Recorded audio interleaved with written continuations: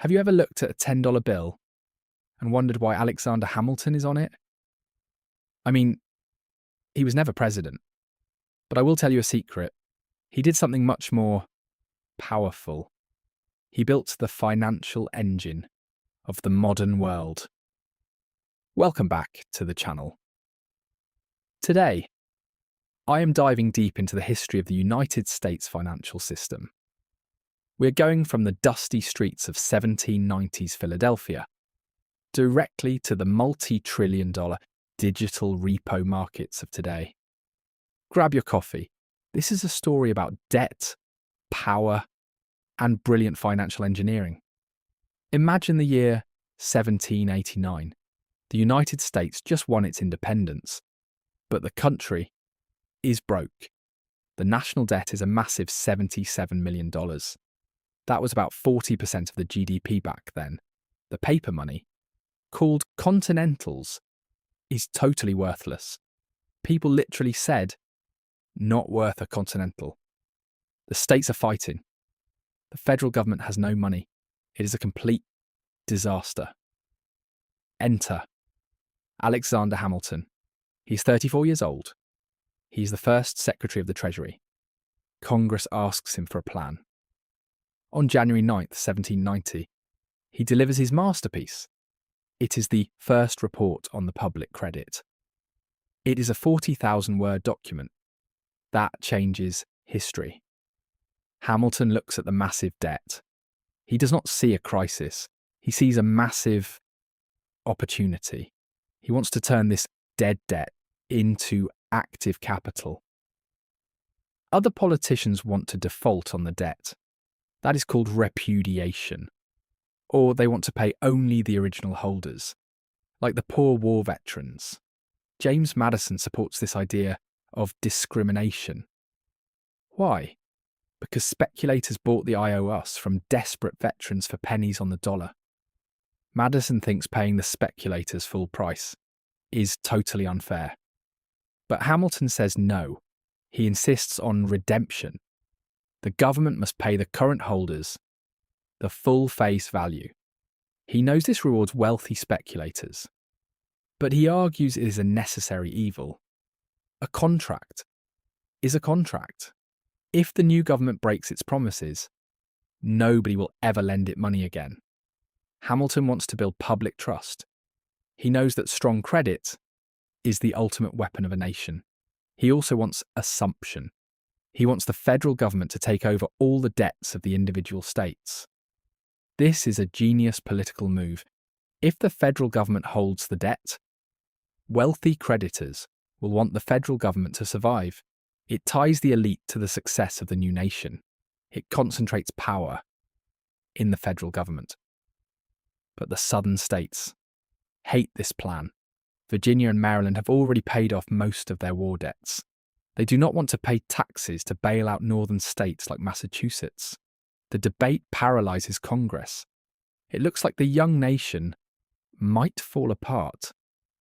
Then, Thomas Jefferson steps in.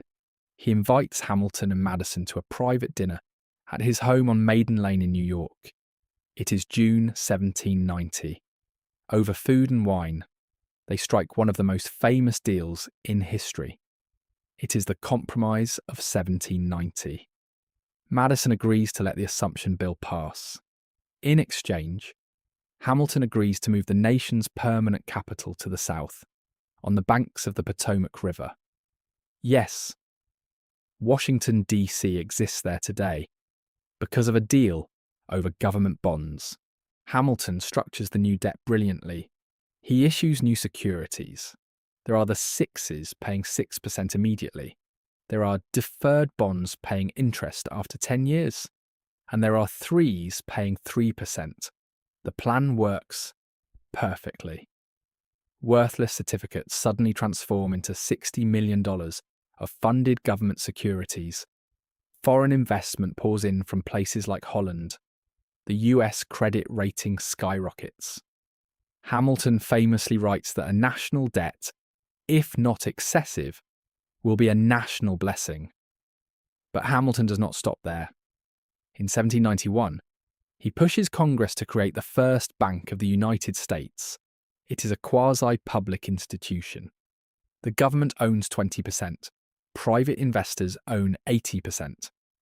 This bank acts as the fiscal agent for the Treasury. It collects taxes, issues a stable paper currency, and loans money to businesses.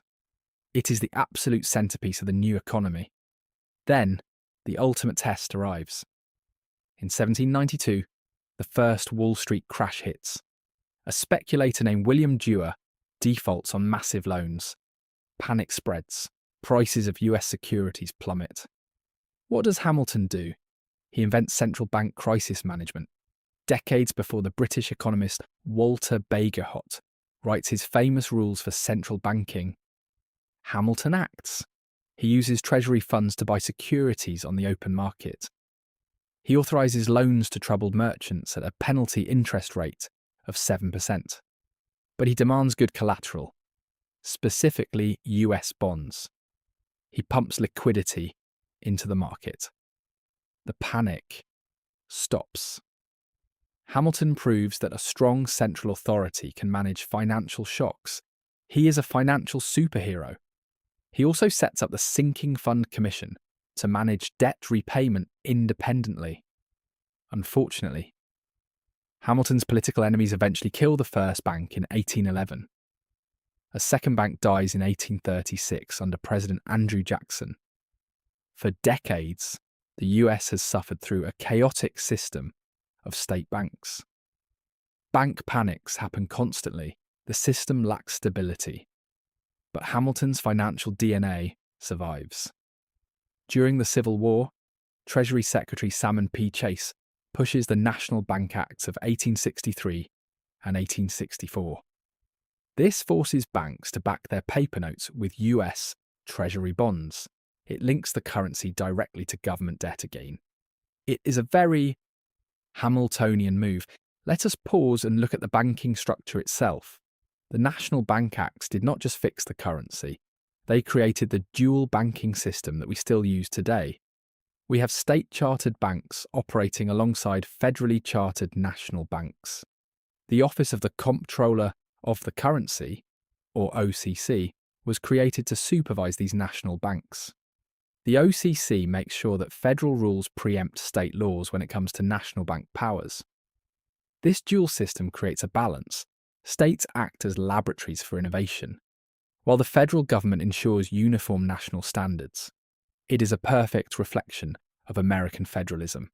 Still, the system lacked a central stabilising force.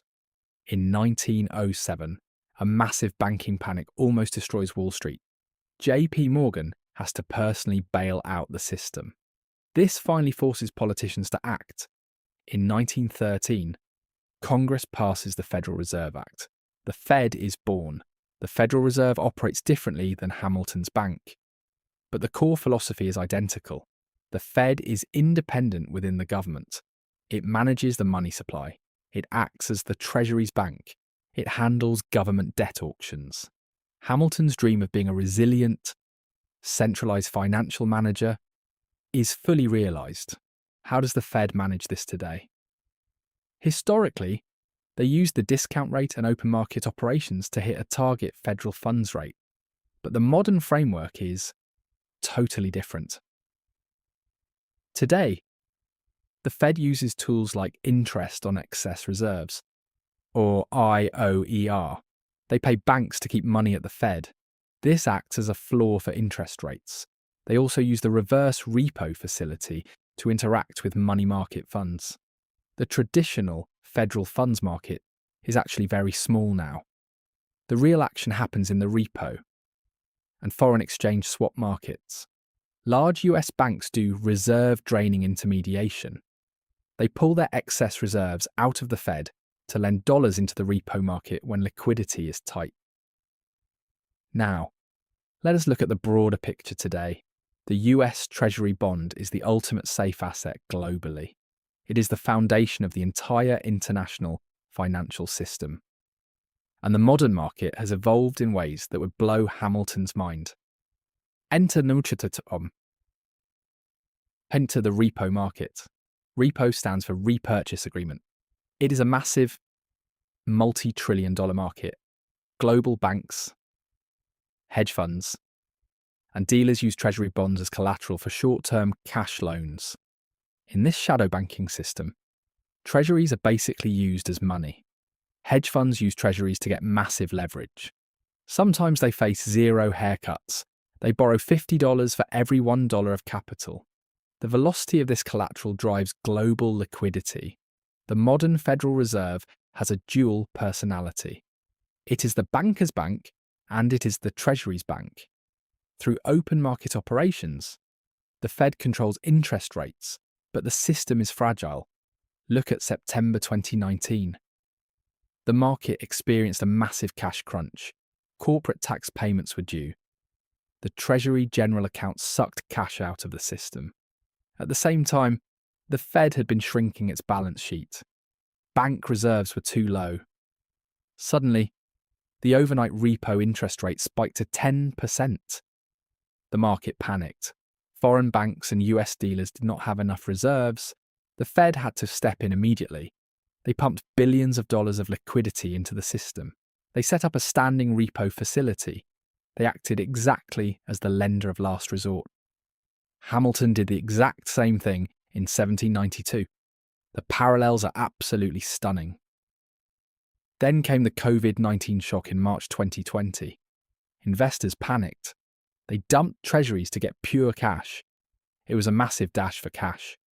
The system froze. The Fed responded with massive quantitative easing. They bought trillions of dollars of bonds. They expanded their balance sheet to unprecedented levels. Bank reserves exploded. This brings up a huge debate today. Are we doing debt monetization?